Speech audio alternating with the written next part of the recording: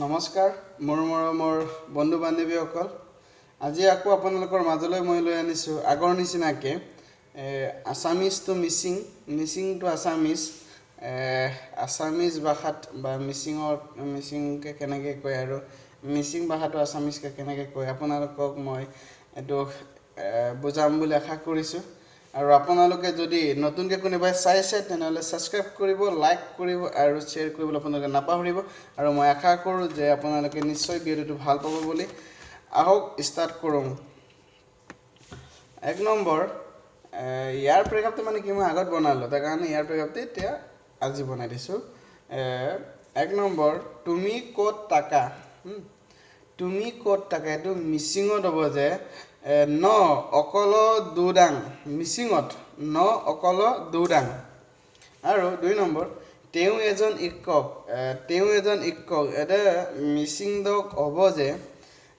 ব আকৌ মাষ্টৰে এখন কিতাপ এইখন কিতাপ কোনে লিখিছে এটো মিচিংত হ'ব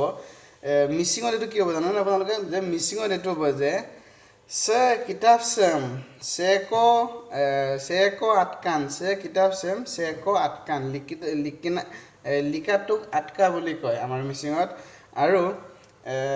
5 নম্বৰ মই নাজানো এটো মিচিংত কি হ'ব যে মই মানে কিনমাং নাজানো মানে কিনমাং আৰু 6 নম্বৰ আপোনাক কিমান লাগে এটো মিচিংত হ'ব যে কাইনম এদিক লাগেন আৰু 7 নম্বৰ মোৰ ঘাটো ভাল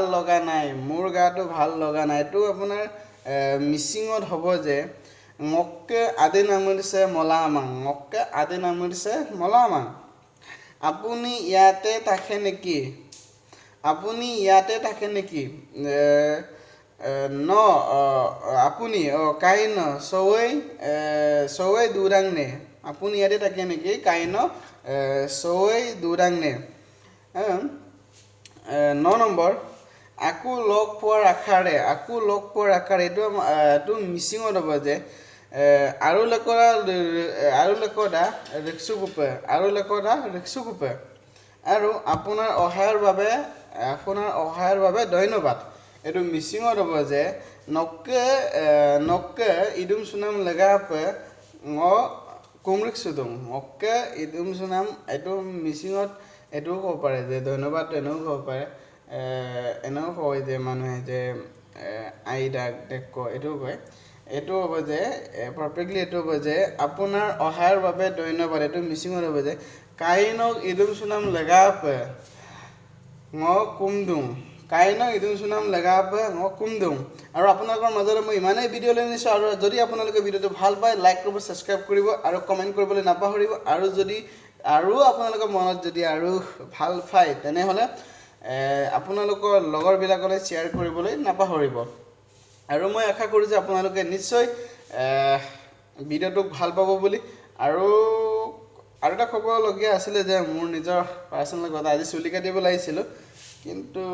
কি কৰিবা সেলুন মানুহটো ইয়াৰ পুজত আমাৰ ইয়াত নাখাটো বুলি ক'লে আৰু এটো ক'লে যে আৰু চুলিটো কাটিম কিন্তু খুচৰা পইচা নাই মোৰ ওচৰত 2000 টকীয়া আছে আৰু 500 টকীয়া আছে এটো কাৰণে নোৱাৰিলো আৰু সাগে 2 দিনৰ পিছত কাটিম আৰু তাৰছত চুলিটো এখন বেছি দীঘল হৈছে আৰু বাই ইমানে কৈ